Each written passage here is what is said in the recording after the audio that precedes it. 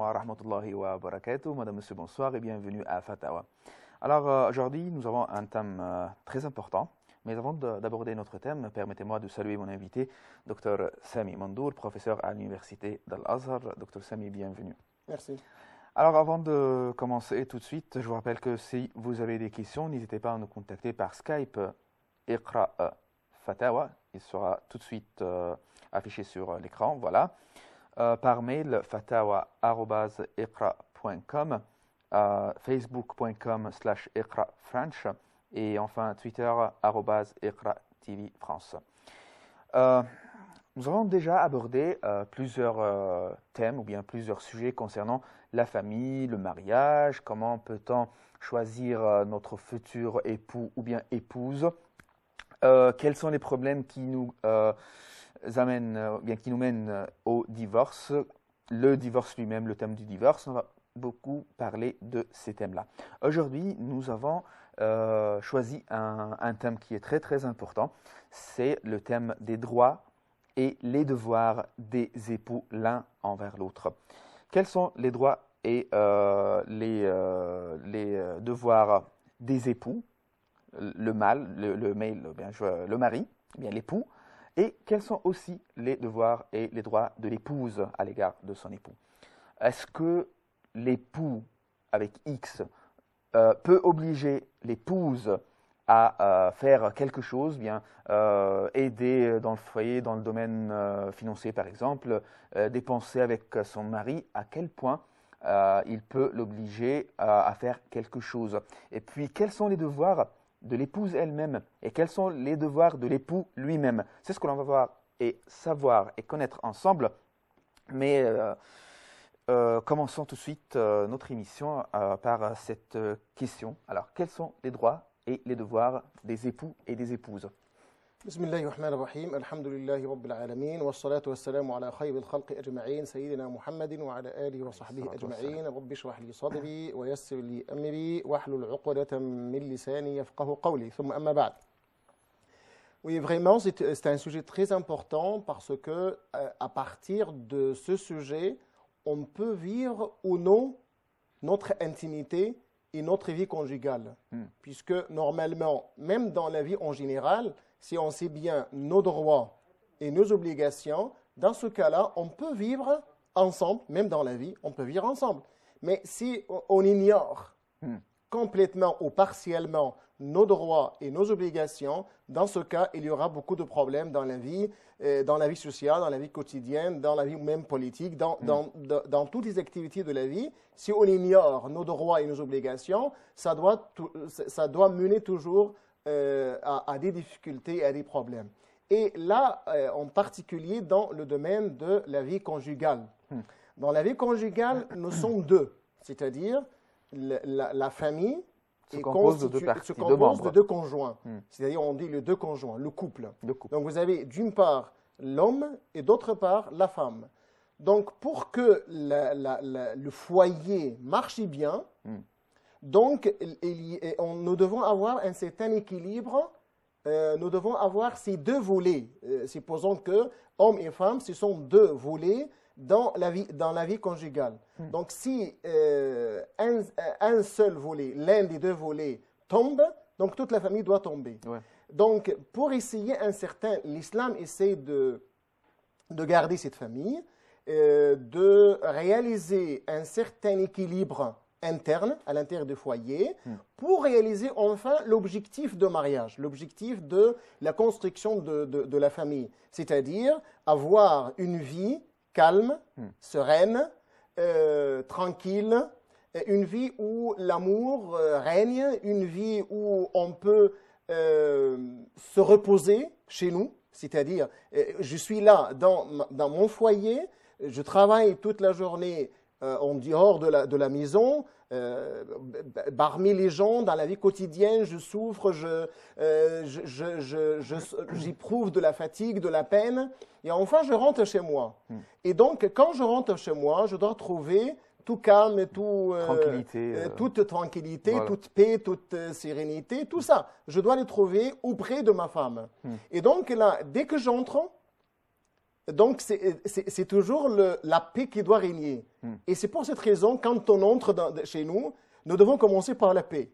C'est-à-dire par saluer. Oui, par saluer. Et quand on salue, on salue par deux manières. Tout d'abord, c'est une introduction, tout d'abord. On salue par la parole et par le geste. Et donc, par la parole, c'est-à-dire, assalamu alaikum. Ouais. Donc, je dis salut à tout le monde, à ma femme et à mes enfants. Et par les gestes, c'est-à-dire, je donnais, par exemple, un bisou à ma femme. Donc là, ça donne quelque chose de calme et un signe de tranquillité, de tendresse, un signe d'affection. d'amour. Et là, je suis venu et je commence par le salut, et je commence par la paix, et j'attends aussi de votre part toute paix et toute sérénité, et que je suis là pour me reposer. Même si je viens d'un embouteillage et je suis énervé, je laisse tout tomber. Une fois rentré chez moi, voilà, je laisse tout tomber. Je dois me débarrasser de tout ce qui s'est passé. Des problèmes du travail, de l'embouteillage, de tout. Oui, c'est un. Voilà. Mais de l'autre côté, la femme aussi doit comprendre que que l'homme est revenu chez lui pour se reposer. Et donc là, pour garder cet équilibre, donc nous devons c'est-à-dire les deux conjoints, la femme et l'homme, doivent garder 4 choses. Premièrement, ce qu'on appelle l'amour. D'accord, ok. Donc l'amour doit régner entre nous. Okay. L'amour, c'est un sentiment, c'est quelque chose de sentimental, puisque l'amour facilite tout. S'il n'y a pas d'amour, donc tout va être compliqué. Et donc l'amour doit régner. Parce que normalement,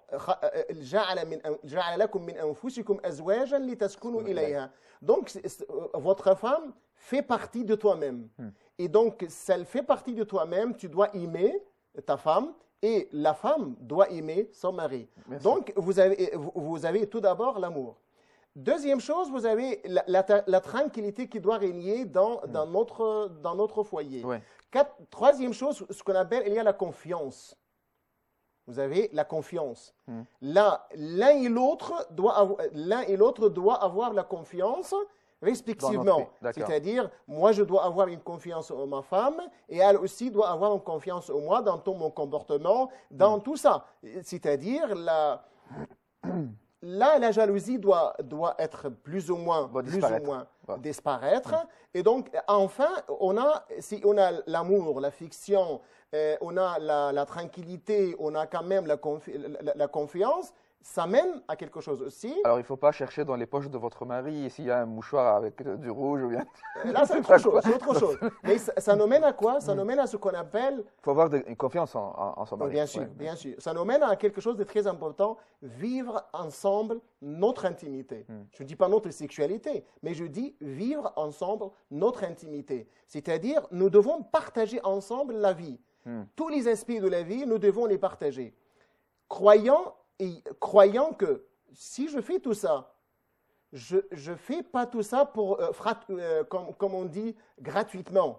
Ou bien, parce que quand je fais ça, je le fais pas par l'amour d'Allah subhanahu wa ta'ala. Ouais. C'est-à-dire, je le fais en demandant toujours la récompense d'Allah. Je vous donne un exemple très, très important aussi, un signe que le prophète nous demande de faire.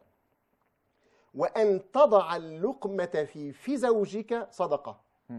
Tu fais manger ta femme? Oui, c'est-à-dire donner manger à ta femme. C'est-à-dire, là, vous êtes sur table et maintenant vous avez de manger. Vous prenez quelque chose et tu donnes comme ça dans la bouche de votre femme. Là, c'est un signe on le dit quelquefois, d'étiquette, de convivialité et d'intimité quand même. Là, ça fait surgir, pas naître, ça fait surgir et jaillir dans le cœur de votre femme quelque chose de très important vers toi. C'est-à-dire, ça attire même l'attention de votre femme envers toi et ça rajeunit, si je peux dire quand même, rajeunit l'amour et le sentiment d'amour. Ça rafraîchit l'amour aussi. Ça réfléchit l'amour. Donc là, c'est très important aussi. C'est un signe que le prophète nous a ordonné de faire, par exemple. Donc là, donc là, c'est très important de le faire, quelque chose comme ça. Donc là, le prophète nous dirige vers le fait que chaque acte qu'on fasse dans le foyer, on peut avoir des récompenses. Et je vous donne un exemple. Là, quand on est dans l'intimité, est-ce qu'on aura récompensé ou non? Là, chez nous, en islam, c'est une sorte d'adoration. C'est un acte d'adoration. C'est un acte d'adoration. Et là, le prophète, quand le prophète s'adresse à ses compagnons, et il dit « Wa fi bid'i ahadikum sadaqa ». C'est-à-dire, au moment où tu fais de rapports sexuels à votre femme, tu seras récompensé. Tu auras des récompenses de la part d'Allah subhanahu wa ta'ala. Et donc là, les compagnons du prophète s'interrogent. Comment un tel acte sera récompensé? Et le prophète leur a répondu, en posant aussi une autre question. Si vous avez fait des rapports sexuels illicites, vous allez être punis ou non? Donc les compagnons ont dit, bien sûr, nous allons être punis. Et donc le prophète a dit, par analogie, si vous avez fait des rapports sexuels illicites avec votre femme, vous serez récompensé. Encore récompensé. Donc là, pour dire aux musulmans, là, ce n'est pas une charge à faire. Ce n'est pas quelque chose de lourd dans le foyer de le faire. Mais c'est quelque chose que vous aimeriez faire en tant qu'acte d'adoration. Par instinct aussi, l'homme, il a toujours... Par un instinct, mais si je remplis l'instinct, c'est aussi, là, dans ce cas-là, c'est un fait d'adoration. Là, c'est très important. Donc là, ce sont des choses généraux que les deux doivent mettre en considération. Là, donc, on parle de la bonté, on parle de ce qu'on appelle la confiance, on parle aussi de l'amour, on parle de l'intimité, de partager l'intimité. Mais si on parle de chacun à part, c'est-à-dire on parle maintenant de l'homme. De l'homme. Les droits et les devoirs de l'homme. Les droits et les devoirs. Là, on parle de quelque chose de commun. Oui, je veux des points comme ça. 1, 2, 3, droit. 1, 2, 3. Pour l'homme, tout d'abord, l'homme est le chef de la famille et qui doit assumer la responsabilité de chef de la famille. Donc, quand vous êtes chef et vous êtes responsable, donc vous devez assumer pleinement votre responsabilité à l'égard de votre famille. Quand on dit famille, je dis mari d'abord, et ensuite, si vous avez des enfants, vous devez aussi assumer la responsabilité de vos enfants. Donc, vous devez assumer votre responsabilité de chef. Chef, c'est-à-dire, c'est vous qui gérez la famille. Mais cette responsabilité, ce n'est pas une responsabilité autoritaire. Ce n'est pas une responsabilité d'un dictateur, d'un despote. Mais vous êtes là pour gérer la famille tout en ayant recours à ce qu'on appelle un principe shari, un principe légal, c'est shura. Donc là, dans les affaires qui concernent la famille, vous devez avoir recours à votre femme pour prendre son avis à l'égard de quelque chose. Et s'il y a un problème majeur, quelque chose qui concerne la sécurité de la famille, c'est à l'homme de choisir, c'est à lui de décider. Il peut prendre sa décision toute seule. Tout seul, nous devons avoir un seul qui décide. Normalement, dans la direction, dans la gestion de quelque chose, si même j'ai recours à des amis pour prendre leur avis, enfin, c'est moi qui dois décider à la lumière de ce qu'ils ont déjà dit. Donc là, quand il y a un problème qui concerne la famille, donc je dois avoir recours à ma femme et quelquefois à mes enfants s'ils ont déjà atteint un certain âge, et je demande leur avis. Et enfin, je peux, à la lumière de tout ce qu'ils ont déjà dit, prendre la décision convenable, utile, à la famille, bien sûr. Donc là, c'est la première chose. Premièrement, c'est la responsabilité d'un tout chef. son domaine. Dans tout le là, ça amène à une autre responsabilité. Qui est prendre la responsabilité de la famille dans le cas de subvenir aux besoins de la famille. Comment? Par exemple, moi, en tant que homme, mari. Je suis responsable du fait que je dois nourrir et habiller et tout ce qui est nécessaire à ma femme, c'est moi qui en est responsable. D'accord. Donc là, c'est ce que le prophète l'a dit. Ouais. Et ils ont droit sur vous d'être nourris et d'être habillés et tout ce qui est nécessaire pour la femme à la maison. Et les dépenses? Les dépenses en général. Les dépenses en général. Okay. Donc là, c'est une charge très importante qui incombe non pas à la femme, mais à l'homme. Donc on revient encore. Donc là, ce sont deux choses très importantes. Très importantes. Donc là, on revient à la femme. Donc à l'homme d'assumer sa responsabilité. Et parmi les charges de la responsabilité, c'est nourrir et donner tout ce qui est nécessaire, c'est-à-dire dépenser. Pour la femme, pour être plus ou moins prête, pour la femme, qu'est-ce que la femme doit faire? Puisque le prophète a dit كلكم راع وكلكم مسؤول عن رعيته, donc المرأة في بيت زوجها راعية وهي مسؤولة عن رعيتها. Donc quels sont les sujets de la femme, sujets dans le sens de raï. Quels sont les sujets de la femme? La femme est responsable de qui exactement? La femme est responsable de la foyer. Comme on dit, le foyer, c'est le royaume de la femme. C'est elle la reine. C'est elle la reine, voilà. La reine. C'est-à-dire, là, dans le foyer, oui, le mari est le chef, mais la femme est la reine. Voilà, et la reine est supérieure que le chef. Quelquefois, voilà. Plus supérieure que le chef. Le chef dans un côté et la femme dans un autre côté. On cherche toujours ce qu'on a déjà dit, ce qu'on appelle la complémentarité à l'intérieur du foyer. On se complète ensemble. Nous sommes deux. Et nous sommes deux qui sont venus d'une seule âme. Imaginez. Deux piliers, voilà. Nous sommes deux qui sont venus d'une seule âme. Parce que nous, les deux, hommes et femmes, mari et épouse, sont venus d'une seule âme, ce qui est Adam, alayhi salam. Donc nous sommes frères et sœurs avant tout dans l'humanité. Donc la femme doit assumer la responsabilité de son mari en tant que mari, tout ce qui est nécessaire à son mari, et ensuite tout ce qui est nécessaire à ses enfants, de point de vue même éducation. La responsable, c'est elle qui est la plus responsable de l'éducation de ses enfants, puisque c'est elle qui doit rester assez de temps avec les enfants dans le foyer. C'est son premier rôle dans la vie, c'est éduquer leurs enfants. Donc c'est en bref, la femme, quand la femme fait tout ça, et essaie toujours, on le dit, la femme la plus belle dans le monde, c'est quoi? Pour l'homme, c'est quelle est la femme la plus belle, quelle est la femme la plus vertueuse dans le monde, comme le dit le hadith. Si son mari l'a regardée, elle devient tout de suite heureuse. Parce qu'elle a vu, et ça le rend joyeux, ça le rend heureux. Parce qu'il a vu une certaine beauté. Et la beauté, ce n'est pas seulement la beauté corporelle, mais aussi la beauté spirituelle, la beauté morale. Voilà. Donc, il y a une femme qui accueille bien son mari quand il revient du travail, quand il revient chez lui.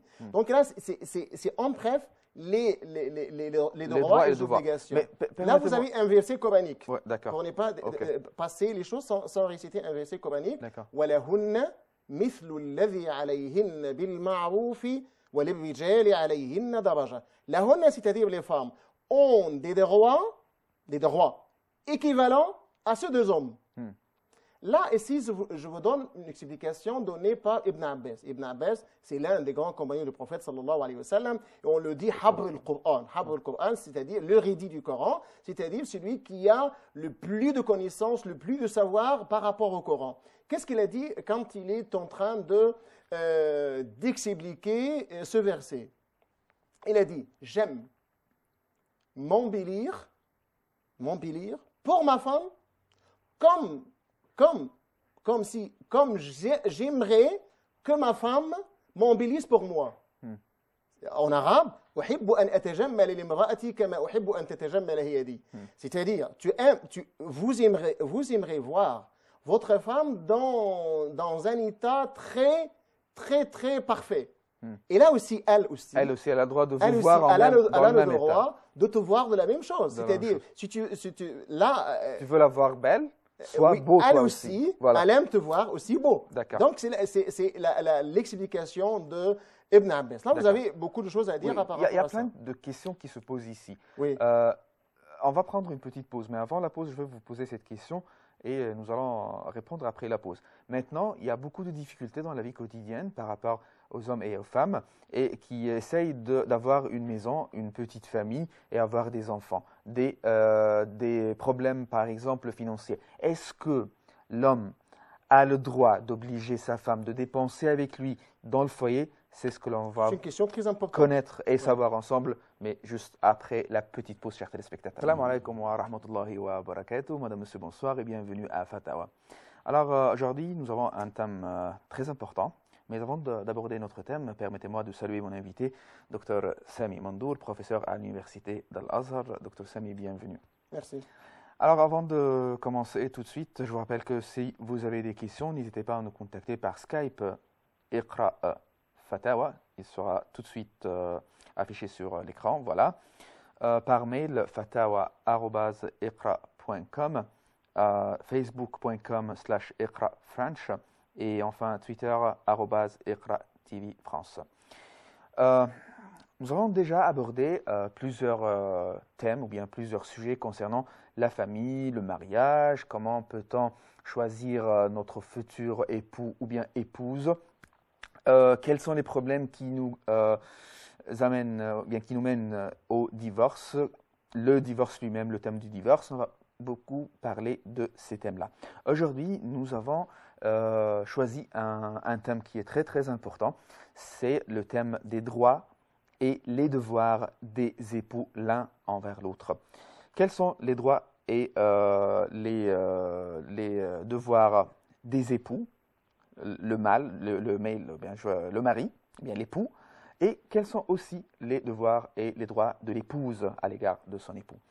Est-ce que l'époux avec X peut obliger l'épouse à faire quelque chose, bien aider dans le foyer, dans le domaine financier par exemple, dépenser avec son mari, à quel point il peut l'obliger à faire quelque chose.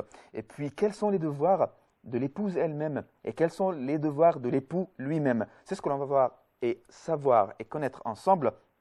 Mais commençons tout de suite notre émission par cette question. Alors, quels sont les droits et les devoirs des époux et des épouses? بسم الله الرحمن الرحيم الحمد لله رب العالمين والصلاة والسلام على خير الخلق أجمعين سيدنا محمد وعلى آله وصحبه أجمعين رب اشرح لي صدري ويسر لي أمري واحلل عقدة من لساني يفقه قولي ثم أما بعد. Oui, vraiment, c'est un sujet très important parce que à partir de ce sujet, on peut vivre ou non notre intimité et notre vie conjugale. Puisque normalement, même dans la vie en général, si on sait bien nos droits et nos obligations, dans ce cas-là, on peut vivre ensemble, même dans la vie, on peut vivre ensemble. Mais si on ignore complètement ou partiellement nos droits et nos obligations, dans ce cas, il y aura beaucoup de problèmes dans la vie sociale, dans la vie quotidienne, dans la vie même politique, dans toutes les activités de la vie. Si on ignore nos droits et nos obligations, ça doit mener toujours à des difficultés, à des problèmes. Et là, en particulier dans le domaine de la vie conjugale. Dans la vie conjugale, nous sommes deux, c'est-à-dire la famille se compose de deux conjoints. C'est-à-dire, on dit les deux conjoints, le couple. Donc, vous avez d'une part l'homme et d'autre part la femme. Donc, pour que le foyer marche bien, donc, nous devons avoir un certain équilibre, nous devons avoir ces deux volets. Supposons que hommes et femmes, ce sont deux volets dans la vie conjugale. Donc, si un seul volet, l'un des deux volets tombe, donc toute la famille doit tomber. Ouais. Donc, pour essayer l'islam essaie de garder cette famille, de réaliser un certain équilibre interne, à l'intérieur du foyer, pour réaliser enfin l'objectif de mariage, l'objectif de la construction de la famille, c'est-à-dire avoir une vie calme, sereine, tranquille, une vie où l'amour règne, une vie où on peut se reposer chez nous, c'est-à-dire je suis là dans mon foyer, je travaille toute la journée en dehors de la maison, parmi les gens, dans la vie quotidienne, je souffre, j'éprouve de la fatigue, de la peine, et enfin je rentre chez moi. Et donc, quand je rentre chez moi, je dois trouver tout calme, toute tranquillité, voilà. Toute paix, toute sérénité, tout ça. Je dois les trouver auprès de ma femme. Et donc là, dès que j'entre, donc c'est toujours la paix qui doit régner. Et c'est pour cette raison, quand on entre chez nous, nous devons commencer par la paix. C'est-à-dire par saluer. Oui, par saluer. Et quand on salue, on salue par deux manières. Tout d'abord, c'est une introduction, tout d'abord. On salue par la parole et par le geste. Et donc, par la parole, c'est-à-dire « Assalamu alaikum ». Donc, je dis salut à tout le monde, à ma femme et à mes enfants. Et par les gestes, c'est-à-dire je donnais, par exemple, un bisou à ma femme. Donc là, ça donne quelque chose de calme et un signe de tranquillité, de tendresse, un signe d'affection. Et là, je suis venu et je commence par le salut, et je commence par la paix, et j'attends aussi de votre part toute paix et toute sérénité, et que je suis là pour me reposer. Même si je viens d'un embouteillage et je suis énervé, je laisse tout tomber. Une fois rentré chez moi, voilà, je laisse tout tomber. Je dois me débarrasser de tout ce qui s'est passé. Des problèmes du travail, de l'embouteillage, de tout. Oui, c'est un. Voilà. Mais de l'autre côté, la femme aussi doit comprendre que la femme est là, que l'homme est revenu chez lui pour se reposer. Et donc là, pour garder cet équilibre, donc nous devons c'est-à-dire les deux conjoints, la femme et l'homme, doivent garder 4 choses. Premièrement, ce qu'on appelle l'amour. D'accord, ok. Donc l'amour doit régner entre nous. Okay. L'amour, c'est un sentiment, c'est quelque chose de sentimental, puisque l'amour facilite tout. S'il n'y a pas d'amour, donc tout va être compliqué. Et donc l'amour doit régner. Parce que normalement,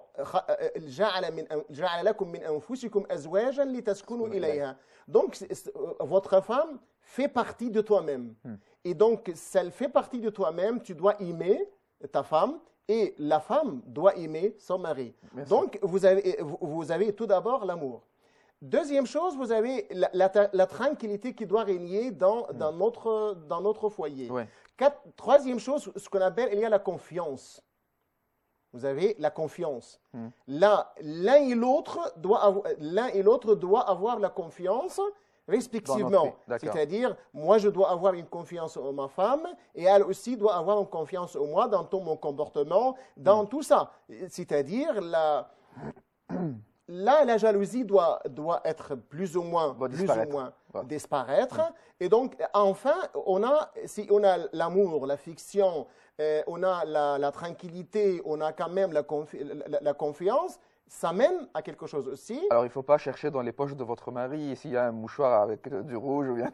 Là, c'est autre chose. Mais ça nous mène à quoi? Ça nous mène à ce qu'on appelle… Il faut avoir une confiance en son mari. Bien sûr, bien sûr. Ça nous mène à quelque chose de très important, vivre ensemble notre intimité. Je ne dis pas notre sexualité, mais je dis vivre ensemble notre intimité. C'est-à-dire, nous devons partager ensemble la vie. Tous les aspects de la vie, nous devons les partager. Croyant que si je fais tout ça, je ne fais pas tout ça pour, comme on dit, gratuitement. Ou bien, parce que quand je fais ça, je le fais pas par l'amour d'Allah subhanahu wa ta'ala. C'est-à-dire, je le fais en demandant toujours la récompense d'Allah. Je vous donne un exemple très, très important aussi, un signe que le prophète nous demande de faire. وَأَن تَضَعَ اللُّقْمَةَ فِي زَوْجِكَ صَدَقَةً. Tu fais manger ta femme? Oui, c'est-à-dire donner manger à ta femme. C'est-à-dire, là, vous êtes sur table et maintenant vous avez de la bouffe, vous prenez quelque chose et tu donnes comme ça dans la bouche de votre femme. Là, c'est un signe on le dit quelquefois, d'étiquette, de convivialité et d'intimité quand même. Là, ça fait surgir, pas naître, ça fait surgir et jaillir dans le cœur de votre femme quelque chose de très important vers toi. C'est-à-dire, ça attire même l'attention de votre femme envers toi et ça rajeunit, si je peux dire quand même, rajeunit l'amour et le sentiment d'amour. Ça rafraîchit l'amour. Ça réfléchit l'amour. Donc là, c'est très important aussi. C'est un signe que le prophète nous a ordonné de faire, par exemple. Donc là, donc là, c'est très important de le faire, quelque chose comme ça. Donc là, le prophète nous dirige vers le fait que chaque acte qu'on fasse dans le foyer, on peut avoir des récompenses. Et je vous donne un exemple. Là, quand on est dans l'intimité, est-ce qu'on aura récompensé ou non? Là, chez nous, en islam, c'est une sorte d'adoration. C'est un acte d'adoration. C'est un acte d'adoration. Et là, le prophète, quand le prophète s'adresse à ses compagnons, et il dit « Wa fi bid'i ahadikum sadaqa ». C'est-à-dire, au moment où tu fais de rapports sexuels à votre femme, tu auras récompensé. Tu seras récompensé. Tu auras des récompenses de la part d'Allah subhanahu wa ta'ala. Et donc là, les compagnons du prophète s'interrogent. Comment un tel acte sera récompensé? Et le prophète leur a répondu, en posant aussi une autre question. Si vous avez fait des rapports sexuels illicites, vous allez être punis ou non? Donc les compagnons ont dit, bien sûr, nous allons être punis. Et donc le prophète a dit, par analogie, si vous avez fait des rapports sexuels illicites avec votre femme, vous serez récompensé. Encore récompensé. Donc là, pour dire aux musulmans, là, ce n'est pas une charge à faire. Ce n'est pas quelque chose de lourd dans le foyer de le faire, mais c'est quelque chose que vous aimeriez faire en tant qu'acte d'adoration. Par instinct aussi, l'homme, il a toujours... Par un instinct, mais si je remplis l'instinct, c'est aussi, là, dans ce cas-là, c'est un fait d'adoration. Là, c'est très important. Donc là, ce sont des choses généraux que les deux doivent mettre en considération. Là, donc, on parle de la bonté, on parle de ce qu'on appelle la confiance, on parle aussi de l'amour, on parle de l'intimité, de partager l'intimité. Mais si on parle de chacun à part, c'est-à-dire on parle maintenant de l'homme. De l'homme. Les droits et les devoirs de l'homme. Les droits et les devoirs. Là, on parle de quelque chose de commun. Oui, je veux des points comme ça. 1, 2, 3, droit. 1, 2, 3. Pour l'homme, tout d'abord, l'homme est le chef de la famille et qui doit assumer la responsabilité de chef de la famille. Donc, quand vous êtes chef et vous êtes responsable, donc vous devez assumer pleinement votre responsabilité à l'égard de votre famille. Quand on dit famille, je dis mari d'abord, et ensuite, si vous avez des enfants, vous devez aussi assumer la responsabilité de vos enfants. Donc, vous devez assumer votre responsabilité de chef. Chef, c'est-à-dire, c'est vous qui gérez la famille. Mais cette responsabilité, ce n'est pas une responsabilité autoritaire. Ce n'est pas une responsabilité d'un dictateur, d'un despote. Mais vous êtes là pour gérer la famille prendre les opinions tout en ayant recours à ce qu'on appelle un principe shari, un principe légal, shura. Donc là, dans les affaires qui concernent la famille, vous devez avoir recours à votre femme pour prendre son avis à l'égard de quelque chose. Et s'il y a un problème majeur, quelque chose qui concerne la sécurité de la famille, c'est à l'homme de choisir, c'est à lui de décider. Il peut prendre sa décision toute seule.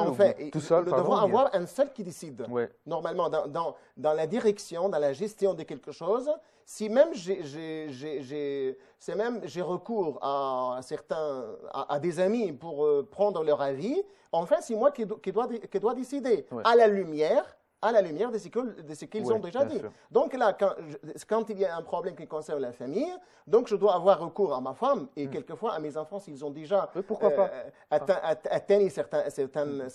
certain âge, et je demande leur avis. Et enfin, je peux, à la lumière de tout ce qu'ils ont déjà dit, prendre la décision convenable, utile, à la famille, bien sûr. Donc là, c'est la première chose. Premièrement, c'est la responsabilité dans tout son domaine, dans tout le là, sens du ça mot. amène à une autre responsabilité. Qui est prendre la responsabilité de la famille dans le cas de subvenir aux besoins de la famille. Comment? Par exemple, moi, en tant qu'homme, mari, je suis responsable du fait que je dois nourrir et habiller et tout ce qui est nécessaire à ma femme, c'est moi qui en est responsable. D'accord. Donc là, c'est ce que le prophète l'a dit. Ouais. Et ils ont droit sur vous d'être nourris et d'être habillés et tout ce qui est nécessaire pour la femme à la maison. Et les dépenses? Les dépenses en général. Les dépenses en général. Okay. Donc là, c'est une charge très importante qui incombe non pas à la femme, mais à l'homme. Donc on revient encore. Donc là, ce sont deux choses très importantes. Donc là, on revient à la femme. Donc à l'homme d'assumer sa responsabilité. Et parmi les charges de la responsabilité, c'est nourrir et donner tout ce qui est nécessaire, c'est-à-dire dépenser. Pour la femme, pour être plus ou moins prête, pour la femme, qu'est-ce que la femme doit faire? Puisque le prophète a dit kullukum ra'in wa kullukum mas'oulun 'an ra'iyatihi, donc al-mar'atu fi bayti zawjiha ra'iyatun wa hiya mas'oulatun 'an ra'iyatiha. Donc quels sont les sujets de la femme, sujets dans le sens de ra'i. Quels sont les sujets de la femme? La femme est responsable de qui exactement? La femme est responsable de la foyer. Comme on dit, le foyer, c'est le royaume de la femme. C'est elle la reine. C'est elle la reine, voilà. la reine. C'est-à-dire, là, dans le foyer, oui, le mari est le chef, mais la femme est la reine. Voilà, et la reine est supérieure que le chef. Quelquefois, est plus supérieure que le chef. Le chef dans un côté et la femme dans un autre côté. On cherche toujours ce qu'on a déjà dit, ce qu'on appelle la complémentarité à l'intérieur du foyer. On se complète ensemble. Nous sommes deux. Et nous sommes deux qui sont venus d'une seule âme. Imaginez. Deux piliers, voilà. Et là, nous sommes deux qui sont venus d'une seule âme. Parce que nous, les deux, hommes et femmes, mari et épouse, sont venus d'une seule âme, ce qui est Adam, alayhi salam. Donc nous sommes frères et sœurs avant tout dans l'humanité. Donc la femme doit assumer la responsabilité de son mari en tant que mari, tout ce qui est nécessaire à son mari, et ensuite tout ce qui est nécessaire à ses enfants, de point de vue même éducation. La responsable, c'est elle qui est la plus responsable de l'éducation de ses enfants, puisque c'est elle qui doit rester assez de temps avec les enfants dans nos foyers. C'est son premier rôle dans la vie, c'est éduquer leurs enfants. Donc c'est en bref, la femme, quand la femme fait tout ça, et essaie toujours, on le dit, la femme la plus belle dans le monde, c'est quoi? Pour l'homme, c'est quelle est la femme la plus belle, quelle est la femme la plus vertueuse dans le monde, comme le dit le hadith. Si son mari l'a regardée, elle devient tout de suite heureuse. Parce qu'elle a vu, et ça le rend joyeux, ça le rend heureux. Parce qu'il a vu une certaine beauté. Et la beauté, ce n'est pas seulement la beauté corporelle, mais aussi la beauté spirituelle, la beauté morale. Voilà. Donc, il y a une femme qui accueille bien son mari quand il revient du travail, quand il revient chez lui. Donc là, c'est en bref les droits et les obligations. Là, vous avez un verset coranique. Pour ne pas passer les choses sans réciter un verset coranique. وَلَهُنَّ مِثْلُ الَّذِي عَلَيْهِنَّ بِالْمَعْرُوفِ وَلِلرِّجَالِ عَلَيْهِنَّ دَرَجَةٌ. Lahunna, c'est-à-dire les femmes, ont des droits équivalents à ceux des hommes. Là, ici, je vous donne une explication donnée par Ibn Abbas. Ibn Abbas, c'est l'un des grands compagnons du prophète, sallallahu alayhi wa sallam, et on le dit Habr al-Qur'an. Habr al-Qur'an, c'est-à-dire le rédit du Coran, c'est-à-dire celui qui a le plus de connaissances, le plus de savoir par rapport au Coran. Qu'est-ce qu'il a dit quand il est en train d'expliquer ce verset? Il a dit, j'aime m'embellir pour ma femme comme j'aimerais que ma femme m'embellisse pour moi. En arabe, أحب أن أتجمل لامرأتي كما أحب أن تتجمل هي لي. C'est-à-dire, vous aimerez voir votre femme dans un état très, très, très parfait. Et là aussi, elle aussi. Elle aussi, elle a le droit de vous voir elle a le droit état. De te voir de la même chose. C'est-à-dire, si tu veux la voir belle, sois beau elle toi aussi. Voilà. Elle aime te voir aussi beau. Donc, c'est l'explication de Ibn Abbas. Là, vous avez beaucoup de choses à dire par rapport à ça. Il y a plein de questions qui se posent ici. Oui. On va prendre une petite pause, mais avant la pause, je vais vous poser cette question et nous allons répondre après la pause. Maintenant, il y a beaucoup de difficultés dans la vie quotidienne par rapport aux hommes et aux femmes et qui essayent d'avoir une maison, une petite famille et avoir des enfants. Des problèmes, par exemple, financiers. Est-ce que l'homme a le droit d'obliger sa femme de dépenser avec lui dans le foyer? C'est ce que l'on va une question très importante. Connaître et savoir ensemble, mais juste après la petite pause, chers téléspectateurs. Bienvenue de nouveau, chers téléspectateurs. Aujourd'hui, nous parlons des droits et des devoirs des époux et des épouses. Avant la pause, je demande une question à Dr Sami. Je disais, si le couple vit par exemple en France, la vie est très chère, alors il décide de faire une famille, se marie, et puis la vie devient de plus en plus compliquée parce que les dépenses financières sont horribles. Alors, qu'est-ce qu'on peut faire? Est-ce que l'époux a le droit d'obliger son épouse à dépenser avec lui dans la maison, d'aider dans le domaine financier, si je peux utiliser ce mot-là, dans le foyer? Alors, que pensez-vous? Là, c'est un problème très épineux dans notre actualité aujourd'hui, puisqu'il y a toujours quelquefois dans certains foyers, on trouve que le salaire ou bien les revenus de l'homme ne peuvent jamais satisfaire les besoins aux besoins de la famille. Et là, ça pose un problème. Est-ce que, dans ce cas, l'homme peut ou doit obliger sa femme à l'idée? Donc là, on doit mettre certains principes. Ou doit. Peu ou doit. Alors, les deux mots, c'est compliqué quand même. C'est compliqué. Et nous allons voir que ni peut ni doit.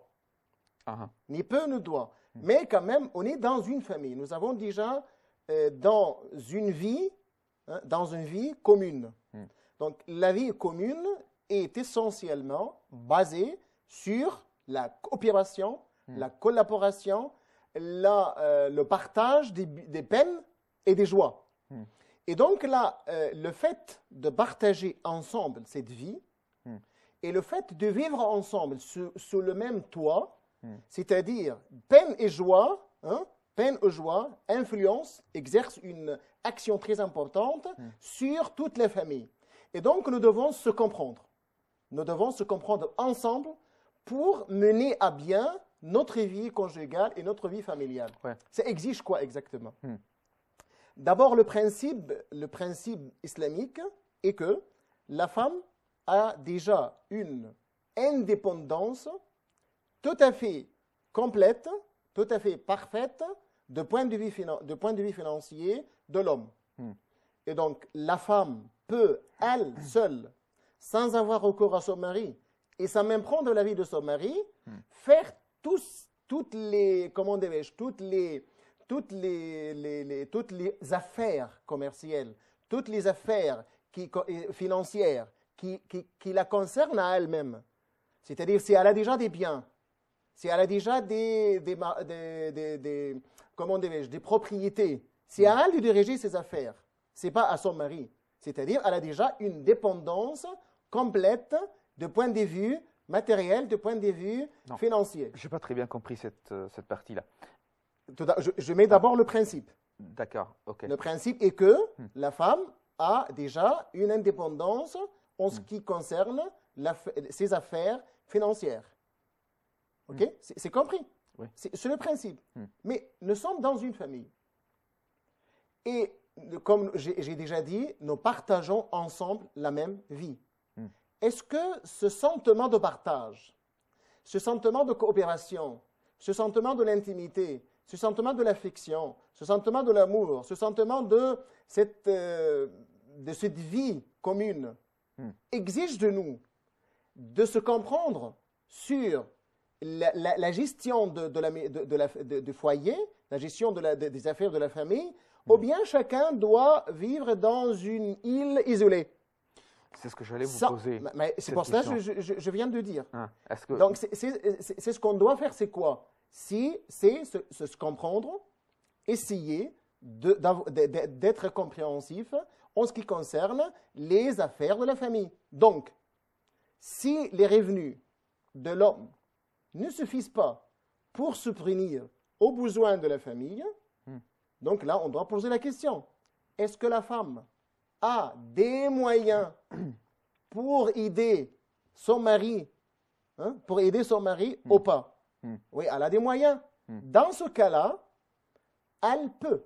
Je dis elle si peut. Elle veut. Si elle veut. Mais quand on dit elle veut, si elle veut, et elle veut si elle a déjà ce qu'on a dit de point de vue sentiment de coopération, sentiment de compréhension, sentiment d'amour, d'affection, de partage, de complémentarité, tout ça. Si elle sent bien que le foyer, c'est à elle-même, c'est son foyer à elle, c'est sa famille, c'est ses enfants, ses propres enfants. Donc, dans ce cas-là, elle ne doit jamais être avare si elle a déjà les moyens. On a déjà des exemples, même dans la vie du prophète Mohammed sallallahu alayhi wa sallam. Je vous donne deux exemples. D'abord, c'est l'exemple de Khadija, radiyallahu anha. La mère des croyants et la première épouse du prophète. Et la meilleure épouse du prophète quand même. Pour le prophète, c'est la meilleure aussi. Parce que même après la mort de Khadija, radiyallahu anha, une fois, quand le prophète était à Médine, et donc une fois, une femme est venue auprès du prophète Mohammed sallallahu alayhi wa sallam, et donc le prophète a tenu ce qu'on appelle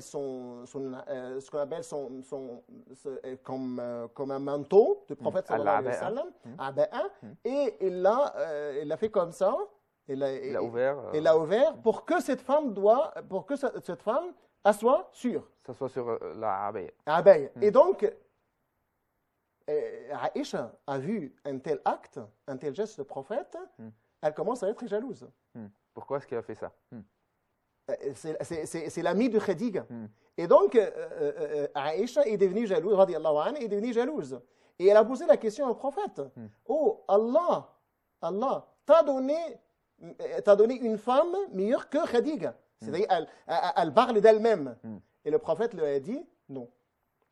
Allah ne m'a point donné une femme meilleure que Khadija. Et donc là, c'est très important aussi, puisque la justification, l'argumentation qu'a donné le prophète sallallahu alayhi wa sallam à cette réponse est très important. Parce qu'elle m'a consolé, le prophète l'a dit, elle m'a consolé au moment où tous les hommes m'ont lâché, m'ont laissé, m'ont abandonné. Et en même temps, il m'a aidé par son propre argent et ses propres biens quand les gens ne m'ont pas donné. Là, imaginez cette situation où était le prophète sallallahu alayhi wa sallam. Là, la mère du croyant, Khadija radiyallahu anha, donne cet exemple très important pour la femme musulmane. La femme musulmane, elle est là pour être toujours à côté de son mari, pour aider son mari dans tous les moyens. Nous avons toujours l'exemple de Zaynab, la femme d'Abdullah ibn Mas'ud. Abdullah ibn Mas'ud, radiyallahu anhu, est un homme pauvre. Et sa femme a déjà une certaine fortune. Des moyens. Et donc, c'est elle qui aussi subventionne et dépense aussi pour satisfaire aux besoins de la famille. Donc là, nous, en tant qu'un message adressé à tous les femmes musulmanes, si vous trouvez votre mari dans la peine et dans les besoins, et là, s'il est dans le besoin, comment peut-on vivre ensemble? Comment vivre ensemble sans sentir, sans éprouver la peine qu'éprouve déjà le mari? Donc, dans ce cas-là, le sentiment de partage manque. Voilà, la femme peut aider, elle veut aider financièrement son époux. Et donc là, le mari ne doit jamais et ne peut jamais obliger sa femme à dépenser. À faire tel ou tel. Parce que c'est sa propre responsabilité. J'ai une question concernant ça, je vais vous la lire après quelques secondes, mais j'ai aussi une autre question. Un autre cas, oui. Un autre cas, voilà. Est-ce que les époux, les hommes, peuvent ou doivent aider leurs épouses dans le foyer? Oui, mais avant de répondre à ces questions, il y a une autre question qui se pose. Maintenant, votre femme travaille. J'allais vous poser cette question, mais après cette question. D'accord. Après cette question. Ok, non, prenons cette. Parce que ça concerne. Prenons ce cas-là. Commençons par ce cas. Si la femme travaille, elle a. Non, il ne s'agit pas des biens qu'elle a déjà possédés, qu'elle a déjà hérités.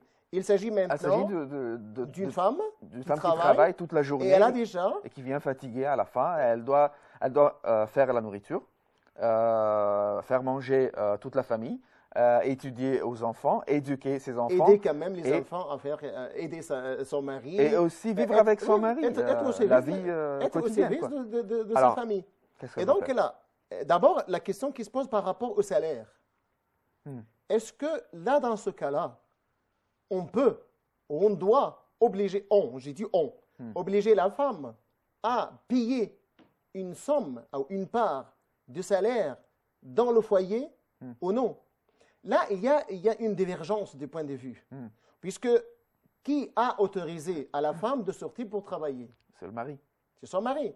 Et donc, normalement, la femme, le rôle principal de la femme, c'est être au foyer pour garder ses enfants et pour être toujours, pour s'occuper des affaires de la famille. Ouais.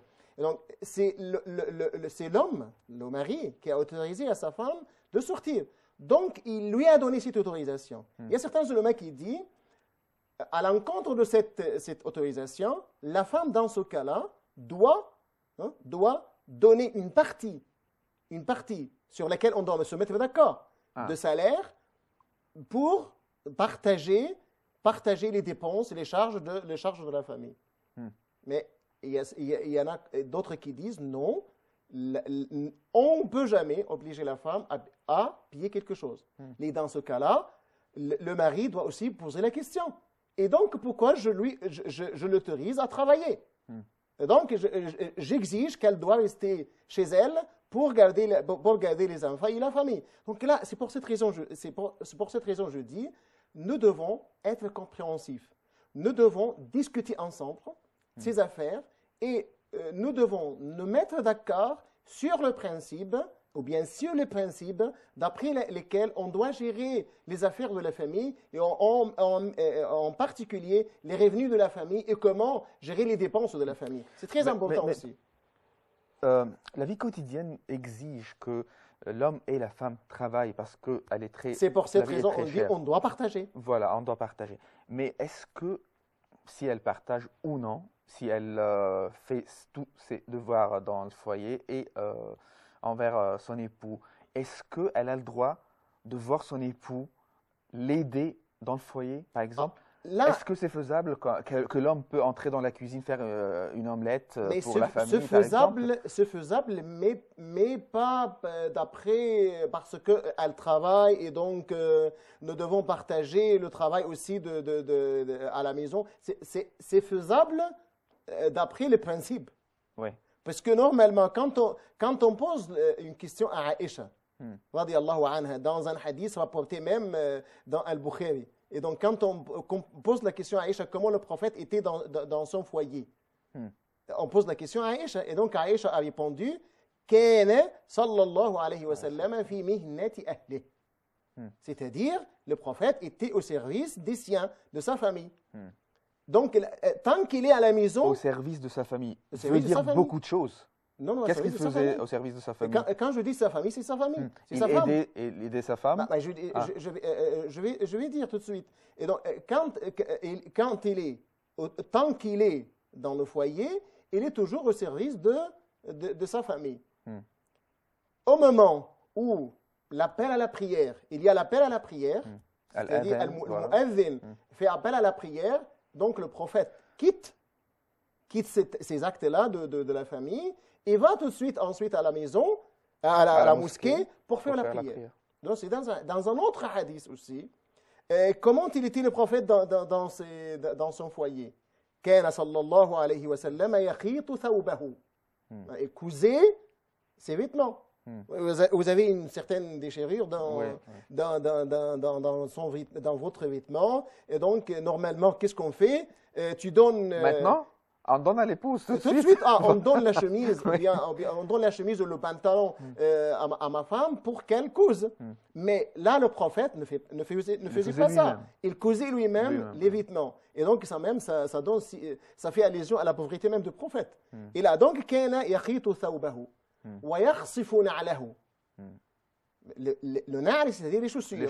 S'il y a quand même un certain trou, une certaine déchirure dans les chaussures, qu'est-ce qu'il fait? Le prophète réparait. وَكَانَ يَحْلِبُ شَاتَهُ. C'est-à-dire trier les chèvres. Et ainsi de suite. Donc là, ce sont deux exemples. Ce sont des exemples que le prophète sallallahu alayhi wa sallam, sans demander à l'une de ses épouses, il fait tout de suite. Il faisait tout ça. Donc c'est on peut le faire, n'est-ce pas? On doit le faire. On doit. Parce que normalement, on doit le faire. Pourquoi? Parce que c'est l'exemple du prophète. Voilà. Et donc là, on demande à l'homme et à la femme de suivre l'exemple du prophète et des femmes du prophète sallallahu alayhi wa sallam. Et moi, j'ai déjà donné l'exemple de Khadija. Et je donne un autre exemple. Là, nous avons donné l'exemple du prophète par rapport au sentiment du prophète, fidélité complète. Même après la mort, imaginez un mari qui reste toujours fidèle, même après, disons, plus de 20 ans, plus de 15 ans de la mort de sa femme. Il est toujours fidèle à elle. Et là, imaginez qu'est-ce que Khadija a fait au début, au début de son mariage avec le prophète sallallahu alayhi wa sallam. Et nous avons déjà un exemple très, très brillant quand le prophète est revenu de la grotte, et quand il est tremblé, il est malade, il souffre, il est revenu auprès de Khadija, radiyallahu anha, la mère de croyants, et il est dans une peur totale. Il est effrayé, comme le dit le Coran. Ya ayyuhal muddathir, ya ayyuhal muzammil. Et donc, dans ce moment-là, il est revenu auprès de Khadija.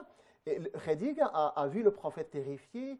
Et il a vu de la peur comme ça, et elle lui dit La yukhzik Allahu abada. Imaginez cette rencontre de la femme qui trouve son mari effrayé, et fatigué, et il souffre de beaucoup de choses. Là, aujourd'hui, tu peux avoir de la peine et de la fatigue. Et quand vous rentrez chez vous, une fois salam alaykum, tu commences à rentrer. Maintenant, vous êtes dans le foyer. Et assalamu alaykum. Et tout de suite, la femme commence à raconter tout ce qui s'est passé dans la journée, des problèmes, des difficultés avec les enfants et avec le père, avec la mère, avec tout ça. Donc là, l'homme a d'abord besoin d'une femme qui doit le rencontrer de la meilleure façon. Wallahi la yukhzik Allahu abada. Allah ne t'afflige jamais. Et elle donne toujours des arguments pour prouver pourquoi Allah subhanahu wa ta'ala ne doit affliger pas le prophète. Elle a donné beaucoup de raisons. Mais je parle aussi de cette rencontre de la femme. Et donc là, pour dire, le foyer, c'est une construction commune que nous devons ensemble garder et préserver et protéger l'homme et la femme.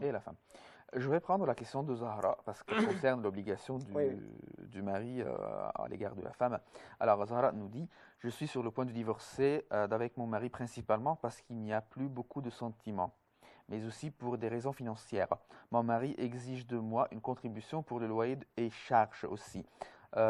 Cette somme représentait environ 25% de mon salaire quand je travaillais. 25% de mon salaire quand je travaillais 3 jours par semaine.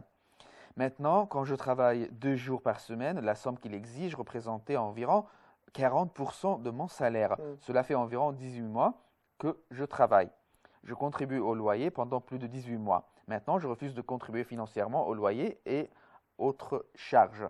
Aussi, quand j'avais besoin de lui pour un service, il refusait souvent. Quand je lui ai dit que je reprenais mes études, il a catégoriquement refusé de me soutenir financièrement.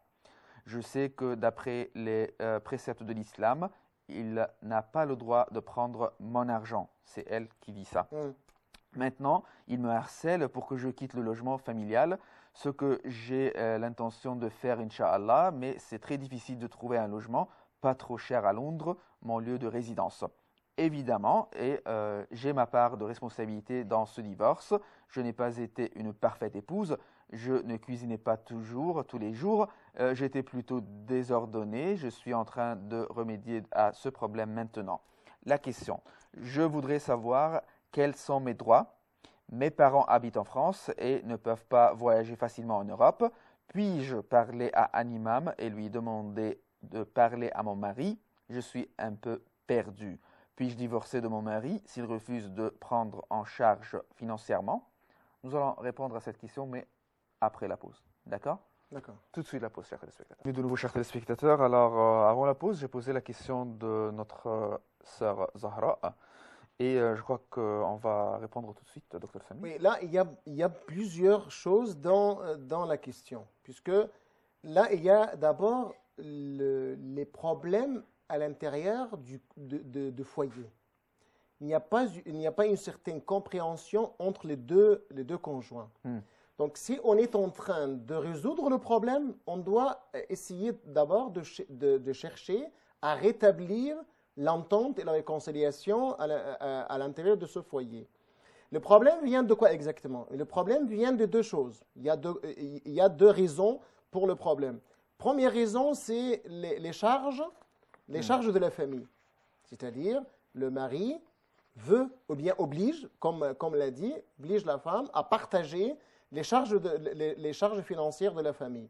Et en même temps, la femme aussi n'assume pas tout à fait, ou bien complètement, sa responsabilité en tant que femme dans le foyer. Donc là, ces problèmes peut mener à la destruction de ce foyer si on ne remédie pas à de tels problèmes.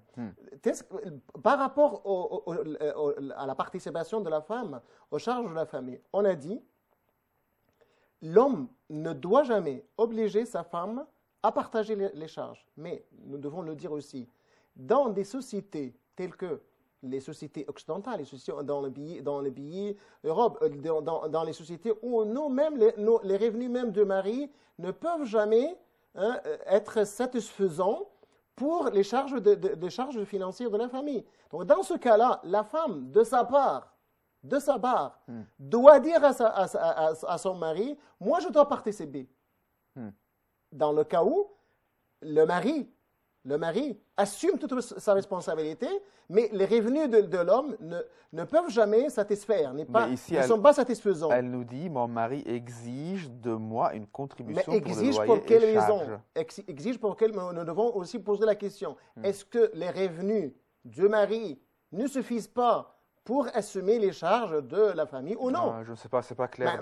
Nous devons quand même poser la question. Si le revenu manque, bien s'il n'a pas assez de revenus pour satisfaire aux besoins de la famille, dans ce cas, de sa propre part, la femme doit venir auprès de son mari pour lui dire, moi je dois participer avec vous, même par tout le salaire. C'est un sens de responsabilité, parce que nous sommes tous responsables. Oui, c'est l'homme qui est le premier responsable de la famille, c'est lui qui doit assumer les charges de la famille, mais quand même, je suis une femme dans le foyer, je suis une partie intégrante de ce foyer. Si j'ai le moyen, je dois être toujours à l'aide de mon mari.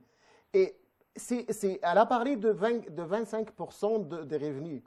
Quand elle travaille... 25% en 3 jours. Puis elle a travaillé 2 jours, elle a pris 40%. Des revenus en général. D'après ce qu'elle dit, c'est des revenus. Elle travaille, donc elle gagne 100, donc elle doit prendre 25. Et donc là... Et quand on dit 25 par rapport à l'autorisation qu'elle lui a donnée de travailler, ce n'est rien quand même. Mais là, ce n'est pas une exigence. Ce n'est pas une obligation. Ce n'est pas une obligation. Mais on doit se mettre d'accord sur de tels problèmes. Mais elle n'est pas d'accord. Elle vous dit aussi, et je contribue au loyer pendant plus de 18 mois. Maintenant, hop, ça y est, stop, on arrête tout, je ne vais pas payer. C'est lui qui s'est arrêté. Non, c'est elle. C'est la femme. C'est la femme. C'est la femme qui s'est arrêtée elle a dit, non, j'arrête tout, je ne paye pas. Elle, là, c'est une faute de la part de la femme aussi. Je pose aussi la condition, je suppose la condition que les revenus de l'homme ne suffisent pas pour subvenir aux charges de la famille. Pourquoi elle refuse de contribuer? Parce que si elle lui demande de lui rendre un service, il refuse. L'autre service, il y a beaucoup de problèmes entre les deux. L'autre service qu'elle demande, c'est quoi? C'est qu'elle contribue, que son mari contribue aux frais scolaires de ses études. Ouais, donc là aussi, il y a quelque chose de confus. Puisque pourquoi elle demande une contribution financière de son mari alors qu'elle a déjà un salaire? Mais peut-être en même temps, c'est plus cher. C'est pour cette raison je dis, nous devons savoir d'abord, est-ce que les revenus du mari suffisent ou non d'abord? Si les revenus de mari suffisent, donc là, ça exige un autre problème. Et dans ce cas-là, elle ne doit jamais obliger sa femme à partager parce que lui, c'est celui responsable. En ce qui concerne la scolarité aussi, les frais scolaires. Est-ce que les frais de la scolarité, c'est à la charge de mari ou non?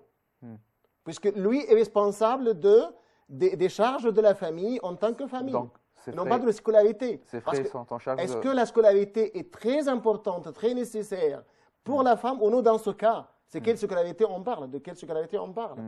Là, il y a beaucoup de choses. C'est pour cette raison on dit. Là, elle a déjà donné une proposition très importante aussi. Là, nous sommes dans une situation, là maintenant, on ne sait pas tout à fait ce qui se passe exactement à l'intérieur des foyers à travers un mail, par exemple. Là, elle a proposé d'aller chez un imam dans une mosquée pour lui raconter le récit, le problème, et essayer d'intervenir pour garder, bien pour établir l'entente à l'intérieur de deux couples. Mais pour rétablir l'entente, chacun doit céder. Chacun doit réaliser certaines concessions. Elle et lui quand même. Nous devons être compréhensifs, nous devons partager ensemble la vie conjugale. D'accord. Je pense que là, quand même, nous devons poser certaines questions pour illustrer le problème. Cette question qui est très importante. Puis-je divorcer de mon mari s'il refuse de me prendre en charge financièrement? Quelle charge exactement? Est-ce que la charge de scolarité ou bien la charge de toute la famille? De toute la famille. On peut lui donner les deux et là, quand on parle de scolarité, c'est pas essentiellement à la charge de mari. D'accord. Surtout quand déjà elle travaille. Donc elle cherche une scolarité plus ou moins supérieure. D'accord. Donc ce n'est pas une nécessité pour la famille. Concernant le foyer? Mais en ce qui concerne le foyer, la femme a droit sur son mari d'être habillée, d'être nourrie, d'être logée, d'après l'usage même. S'il refuse de le faire, si elle refuse, elle peut, dans ce cas-là, avoir recours à la justice pour demander le divorce. D'accord. Mais il faut essayer aussi, il faut prendre l'initiative, beaucoup d'initiatives, pour d'abord, en vue de rétablir l'entente à l'intérieur de la famille. Si on n'arrive pas, si on ne réussit pas à rétablir l'entente, dans ce cas-là, on peut avoir recours au divorce. D'accord. Dans le cas extrême. Ok, je passe à une autre question. À qui le mari doit-il donner la priorité? Sa mère ou bien sa femme? C'est une question épineuse. Très épineuse. Très épineuse. Ouais. La belle-mère ou l'épouse? Dans notre actualité, là, elle non, parle de la mère. Sa mère ou la mère, ce n'est pas la belle-mère. La belle-mère de l'épouse. Oui, la belle-mère de l'épouse, mais c'est sa mère à lui. C'est sa mère à lui. Donc là, moi, en tant que mari, dans ce cas-là, je joue un rôle double. Le rôle de fils et le rôle de mari. Donc là, il faut séparer entre les deux rôles. C'est-à-dire, je dois me comporter avec ma femme en tant que mari. Et avec ma mère en tant que fils. C'est très difficile de faire l'équivalence entre mère et épouse, surtout si tout le monde vit sous le même toit. Mais normalement, est-ce qu'ils vivent ensemble dans le même foyer, mère, femme, et lui en tant que mari? Je pense pas. S'ils le font, qu'est-ce qu'il doit faire le mari? C'est difficile, de point de vue légal, c'est difficile quand même, puisque normalement, nous devons avoir une vie indépendante. Une vie indépendante de la famille. C'est-à-dire, le couple doit avoir une vie indépendante. Et la femme, et la mère ne doit jamais intervenir, la femme, belle-mère ou peu importe, ne doit jamais intervenir dans la vie du couple. Elle n'a pas le droit. Ce qui n'est toujours pas le cas. Parce que normalement, on est toujours contre la loi islamique, on est toujours contre la charia. Puisque la charia exige quoi exactement? La charia donne aux ayants droit leurs droits. Et donc, la femme, la mère, n'a jamais le droit d'intervenir dans la vie du couple. D'accord. Si le couple vit dans un immeuble au 3e étage et la mère de l'époux vit au 4e étage. C'est une indépendance totale. Ça, c'est une indépendance. Oui. Mais quand même, ça n'empêche pas la mère d'intervenir dans la vie du couple. Ça dépend quand même de notre vie en tant que couple. Donc, est-ce qu'on permet à l'autre... Qui permet? Est-ce que c'est l'époux? Les deux. L'époux? Les deux. Les deux qui sont les le deux mari? peuvent permettre à la mère d'intervenir. Si l'épouse ne permet pas, mais l'époux donne cette occasion à sa mère. On revient à ce qu'on appelle amour et compréhension. Nous, en tant que couple, nous devons se comprendre, pour résoudre un tel problème. Mais là, on dit à qui il doit donner la priorité. C'est difficile de le dire parce que normalement, je dois donner la priorité aux deux en même temps. C'est-à-dire, je me dois avoir de la bonté et envers mon mari, mon épouse, et envers ma mère. Là, la mère a ses droits, et l'épouse a d'autres droits aussi. Et je dois remplir les deux droits. Et essayant toujours de faire un certain équilibre entre mes droits et mes obligations. Les droits de ma mère et les droits de mon épouse. Je ne crois pas que c'est très répandu en France ou bien en Europe, ce genre de problème. Même chez nous, dans les sociétés orientales, ça existe aussi. On trouve que la mère intervienne et le plus souvent, l'intervention de la mère mène toujours à la destruction de la famille. Oui. C'est pour cette raison qu'on dit, nous, en tant que couple, nous devons nous mettre d'accord sur les règles de la gestion de la famille. Et surtout, dès les débuts, je dois dire à ma femme... Si nous avons des problèmes à l'intérieur du foyer, il faut toujours jamais aller raconter à sa mère ou bien aller à son père pour lui dire... Mais ce qu'on appelle l'intimité. Oui, voilà, ça c'est l'intimité. L'intimité, même en ce qui concerne, les rapports intimes. La femme, l'épouse, ne doit jamais, en aucun cas, raconter un tel acte, même à sa mère. Même à sa mère. Et même par rapport, et même l'époux à son père. C'est la même chose. Mais le problème, c'est que si j'ai un problème avec ma femme et vous êtes mon père et je viens vous raconter, votre réaction est très différente de la mienne. Vous pouvez me dire une solution qui détruit ma maison parce qu'on ne va pas marcher avec ma femme, avec mes circonstances, ma forme de vie, n'est-ce pas? C'est pour cette raison, comme on dit chez nous dans la société orientale, el biyut asrar. Oui, voilà. C'est-à-dire là, les maisons, c'est quelque chose de privé. Il y a toujours de secret. Qui est responsable de garder ce secret? Homme et femme. Le couple. Et donc, nous devons, dès les débuts, c'est un principe sharaï, un principe légal, un principe islamique, dès les premiers jours, on doit se mettre d'accord sur le fait que cette maison, ce foyer, est propre à nous. Et moi et toi, c'est-à-dire époux et épouse, nous ne devons jamais avoir recours à quiconque, sauf par ce qu'on appelle un accord préalable. C'est-à-dire, nous avons déjà dit, s'il y a un grand problème, on n'arrive pas à résoudre nous-mêmes, par nous-mêmes, on peut avoir recours à arbitrage, des juges de famille. Ouais. Puisque c'est-à-dire, là, on ne doit jamais avoir recours à la mère de Marie, et ensuite on quitte la mère de l'épouse, donc là, on fait un grand problème. Mais le Coran a dit, hakaman, c'est-à-dire un homme. Un homme qui doit assimiler et comprendre l'affaire, et ensuite les deux peuvent discuter ensemble, les deux juges peuvent discuter ensemble pour arriver à une solution adéquate et convenable aux deux conjoints. Donc là, c'est très important. Mais on ne peut jamais dire à l'époux, il faut abandonner votre mère en faveur de votre femme. Là, c'est très dangereux. C'est très dangereux. À vous de rétablir l'équilibre entre les droits de la mère et les droits de la femme. D'accord. C'est très important.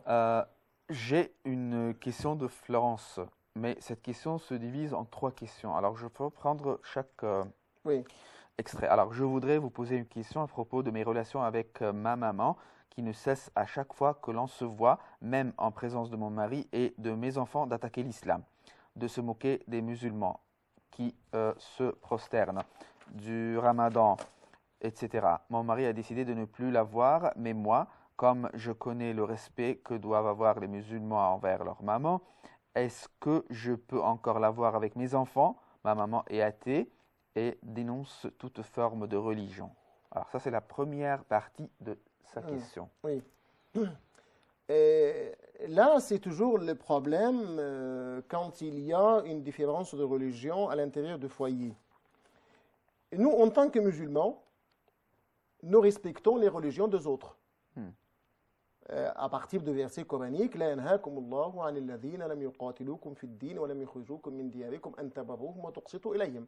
Donc là, l'islam ne nous a pas interdit d'être équitable et d'être bon à l'égard des autres, des non-musulmans, à condition qu'ils n'attaquent pas l'islam, à condition qu'ils ne pourchassent pas les musulmans. Tous les non-musulmans, même les athées?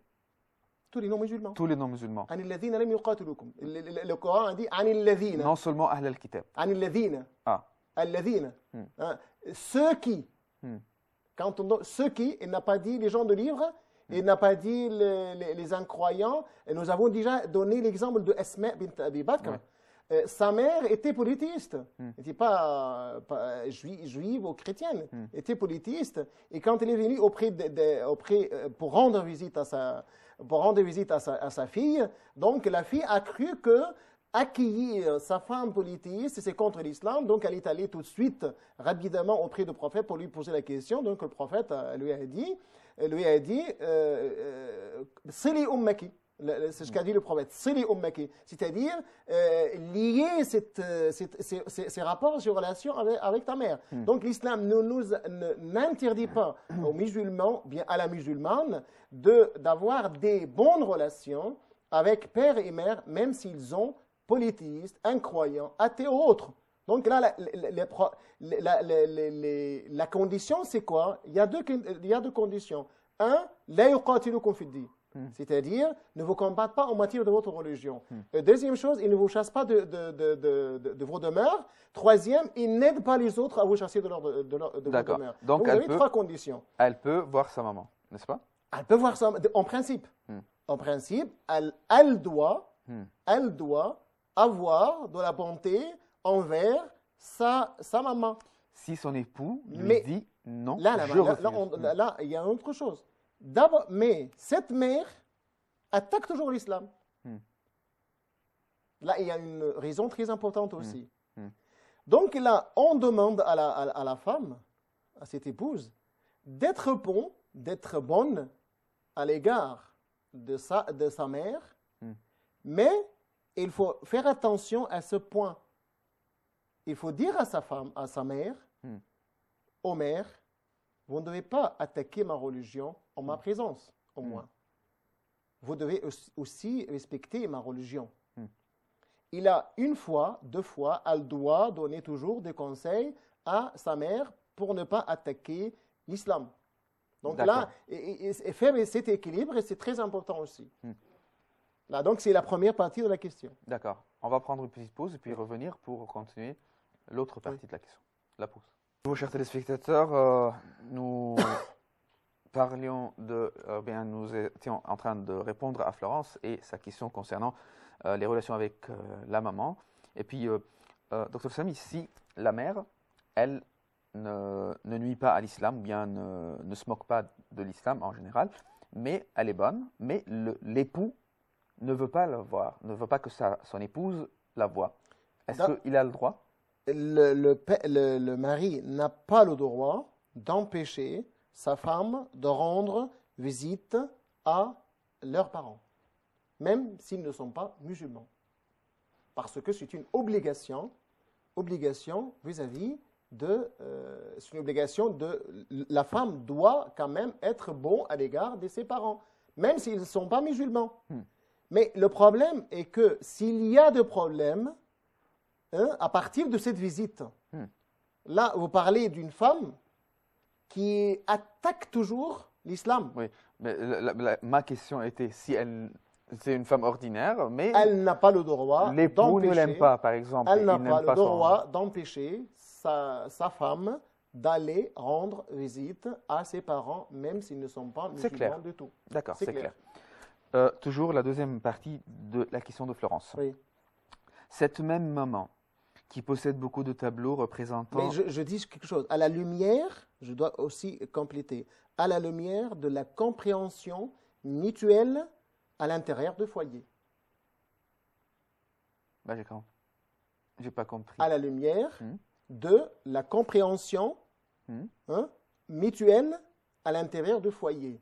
C'est-à-dire, ça ne suffit pas qu'elle doit laisser comme ça sa maison pour aller rendre visite à sa mère en disant que voilà, là dans ce cas-là, je dois aussi dire quelque chose, la femme ne doit jamais sortir de sa maison sans la permission de son mari. D'accord. Il faut se mettre d'accord sur ces principes. La deuxième partie de la question. Cette même maman qui possède beaucoup de tableaux représentant des personnages et des statues en bronze veut me les donner. Est-ce que je peux les accepter et les garder chez moi, éventuellement, ou en attendant de les vendre, est-ce qu'elle peut les garder puis les vendre? Il vaut mieux ne pas les prendre. Pourquoi? Parce que normalement, quand on parle des statues, on ne parle pas des photos, on parle des statues. Donc, quand on parle des statues, là, il y a beaucoup d'éléments qui disent ça, quand même, il y a beaucoup de problèmes parce que il y a beaucoup de problèmes vis-à-vis des statues chez les musulmans. En particulier les statues. Parce qu'on dit quand même, ça peut donner quelque chose de politique, ce sont des statues comme ça. Il vaut mieux, je dis, laisser les statues et ne pas prendre les statues. D'accord. Cette même maman, ça c'est la troisième partie de la question, quand je lui rends visite, tient à ce que je l'accompagne à des concerts de musique classique ou des opéras, car elle adore cela, et comme elle a 80 ans, ne peut pas s'y rendre seule. J'aimais cela aussi beaucoup avant ma conversion, mais maintenant cela ne me dit plus rien. Ai-je le droit de l'accompagner? Il s'agit d'abord, avant de lui dire il a le droit ou non, et là se pose aussi le problème de la sentence par rapport à la musique. Est-ce que entendre la musique est licite ou pas licite? Là, il y a une divergence de point de éléments par rapport à la musique. Mais en général, si la musique ne mène pas à quelque chose d'illicite, ou bien si la musique n'est pas accompagnée de quelque chose d'illicite, par exemple la danse par exemple, donc dans ce cas-là, il n'y a, d'après certains éléments, il n'y aura aucun inconvénient d'écouter d'abord. Et si on dit qu'il n'y a aucun inconvénient d'écouter, là, il n'y a aucun inconvénient aussi d'accompagner sa mère vers un tel lieu. Donc là, si on a si on a opté l'avis des éléments qui disent que la musique, vous parlez de concert, la musique qui n'est pas accompagnée d'un acte illicite, ou bien la musique qui ne mène, comme la danse par exemple, la danse seulement. Comme la danse des femmes par exemple. Que ou bien si on est dans un bar, si on est dans une atmosphère où il y a des chansons dont les mots sont obscènes par exemple. Donc là, dans ce cas-là, s'il y a quelque chose qui... Je peux m'arrêter là? Oui. Je peux m'arrêter là? Une seconde? D'accord. Est-ce que la chanson, si elle dit des mots qui peuvent dire, par exemple, lorsqu'on chante, l'homme chante à sa bien-aimée, ou bien le contraire. tu me manques, je t'aime, je veux te voir, je ne sais pas quoi. Ce sont des mots qu'un mari peut dire à sa femme, par exemple. Oui. Est-ce que c'est licite d'écouter cette sorte de musique? C'est pour cela que je dis la condition de la licité de la chanson d'après ceux qui rendent licite la chanson. Les mots de la chanson ne doivent jamais appeler à un acte illicite. À un acte illicite. Le mot, la chanson ou bien la musique ne doivent jamais accompagner d'un acte illicite. À la lumière de ces deux conditions et de ces deux critères, à chacun des téléspectateurs de donner lui-même l'avis, c'est licite ou bien c'est pas licite. C'est compliqué. C'est un peu compliqué, oui, mais... Mais nous avons dit, il y a deux points de vue. Mais si nous optons pour ceux qui rendent licite, il faut quand même prendre en considération certains critères. Que cette chanson, les mots de la chanson et les actes qui accompagnent la chanson et qui accompagnent la musique. Nation, bref. D'accord. Alors, d'accord. OK. C'est compris. C'est compris. Je passe à une autre question. C'est compliqué quand même, mais c'est un peu compliqué, oui, mais d'accord. Aïcha, elle nous pose cette question. Un homme a-t-il droit d'aller chez la femme de son fils sans la présence de celui-ci, étant donné qu'elle est seule, jeune avec des enfants et en bas âge? Encore la question. Un homme a-t-il le droit d'aller chez la femme de son fils sans la présence de celui-ci? A le droit de rendre visite. Le père peut rendre visite à la femme de son fils si elle est toute seule? Aucun problème. Pourquoi? Ça, c'est la question. Oui, oui, c'est permis. Mais pourquoi? On pose la question. Puisque l'époux de mon fils est licite pour moi en tant que père. Est illicite, est interdite à moi. C'est-à-dire, moi, en tant que père, je n'ai pas le droit de me marier, même après la mort de mon fils, de me marier avec l'épouse de mon fils. D'accord. C'est-à-dire, l'épouse de mon fils sont comptées parmi les femmes interdites au père. Donc, dans ce cas-là, interdites éternellement, pour toujours. Dans ce cas, il a le droit de rendre visite, ou bien d'être avec elle dans le même foyer, sans la présence de son fils. D'accord. Je passe à la question de Nina. Je voudrais vous demander une question. J'étais enceinte quand je me suis séparée de mon mari il y a 6 ans. Il ne voulait pas assumer sa responsabilité et il ne m'a pas divorcée. J'ai aucun contact avec lui depuis et je n'ai aucune nouvelle de lui depuis 6 ans. Est-ce que je peux me remarier? Elle ne pourra jamais se remarier sans d'abord rompre le premier mariage. Et elle ne sait pas où il est? Et donc, dans ce cas-là, elle doit avoir recours à la justice pour demander divorce. Et nous devons poser la question, est-ce qu'on sait bien l'adresse de Marie ou non? Elle n'a pas de nouvelles. Elle n'a pas de nouvelles, oui. Elle n'a pas de nouvelles, mais elle n'a pas dit. Est-ce qu'on ne sait pas où il est? Ou bien on n'a pas de nouvelles. On ne sait pas. Par exemple, elle était en France, elle a quitté la France pour s'installer en Algérie, disons. Et donc, il s'est installé en Algérie. Est-ce que moi, en tant que femme, elle, en tant que femme, en tant qu'épouse, n'a pas des informations sur les lieux où elle réside ou non? Donc, si on a déjà ces informations, donc on doit avoir recours à la justice, soit à la justice légale ou autre. D'abord à la justice légale, si on a, mais en France, par exemple, on n'a pas ce moyen, donc elle peut avoir recours à la justice pour rompre les relations de mariage. D'abord. Et ensuite, elle aura, après la période de viduité, elle aura le droit de remarier. De se remarier. De se remarier. Mais d'abord, elle doit couper. Couper légalement et aussi religieusement. Et s'il est mort? Ici, il est mort. Il est mort. Oui. Qui doit donner un jugement qu'il est mort?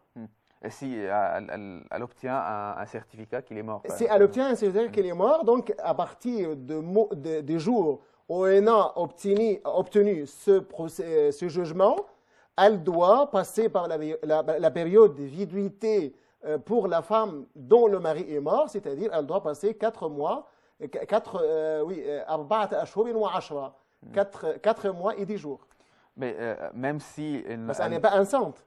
Elle n'est pas enceinte, elle ne l'a pas vu depuis 6 ans. Depuis 6 ans, oui. Même si elle a vécu 6 ans sans le voir, dès le jour où on a jugé qu'il est mort, on a ce jugement-là, là, il est mort maintenant, d'après le jugement.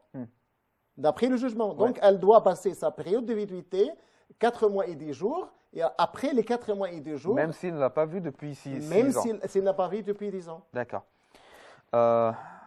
Une question de Anissa Al-Wardeni.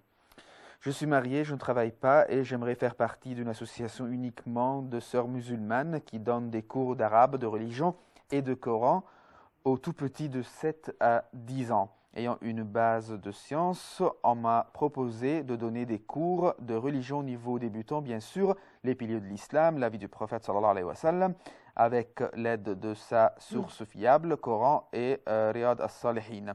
J'aimerais beaucoup faire cela, cependant mon mari musulman refuse totalement.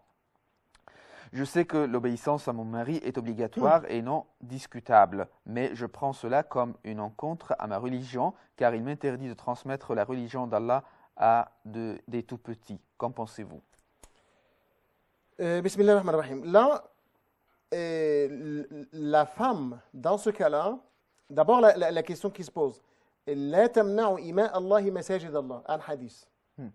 C'est-à-dire, si la femme veut aller à la mosquée ou bien à un centre islamique pour apprendre quelque chose de l'islam, et donc dans ce cas-là, nous demandons, surtout dans des sociétés étrangères, nous demandons aux maris de permettre à leurs épouses d'aller à la mosquée ou bien au centre islamique pour avoir des informations sur l'islam, ou bien pour donner aux autres quand même. Mais ce n'est pas une obligation pour le mari. C'est-à-dire, le mari n'est pas obligé de permettre à la femme de travailler un tel travail. Là, elle doit, en tant que musulman, comme le dit le hadith, de permettre à sa femme de temps en temps, parce qu'il y a certaines femmes qui quand même abusent ce droit en essayant d'aller à la mosquée aux dépens de foyer. Donc là, le foyer, c'est lui, hein, le foyer qui a d'abord la première priorité. Et donc, l'acte d'adoration que la femme doit accomplir, c'est dans son foyer. Mais il faut faire l'équilibre. Donc, si la femme a accompli tous ses droits au foyer, et donc on a aussi dans un climat d'entente et de compréhension, le mari aussi doit, dans une certaine mesure, permettre à sa femme d'aller à la mosquée pour apprendre le Coran, ou bien pour apprendre quelque chose de la religion. Dans le cas, c'est enseigner. C'est enseigner. Et donc, ce n'est pas d'apprendre, c'est enseigner. Et donc, la nécessité commence à être moindre, puisque là, ce n'est pas une nécicité. Ce n'est pas une nécessité. C'est pas une nécessité. Et l'époux a le droit de lui dire non, tu ne peux pas aller? De lui dire non. Surtout, cet acte-là porte préjudice au foyer.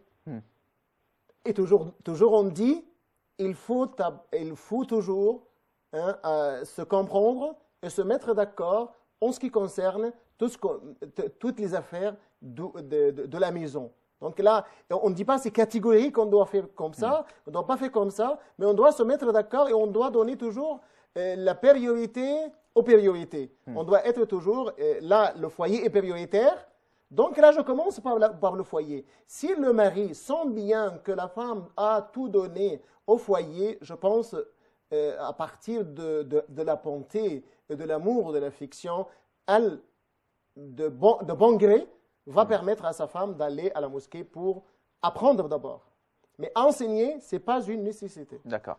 Moi, je viens d'apprendre à travers Hicham, notre directeur, que Oui. nous avons juste, notre réalisateur, 2 minutes. Alors, dans ces 2 minutes, j'aimerais que vous faites une petite conclusion de notre émission aujourd'hui concernant les droits et les devoirs des époux pour ceux et celles qui n'ont pas vu l'émission depuis dès son début, sachent qu'est-ce qu'ils ont comme droits et devoirs. Et là, l'homme et la femme doivent se doter de l'amour, l'affection, la bonté, et de partage de même des rapports intimes.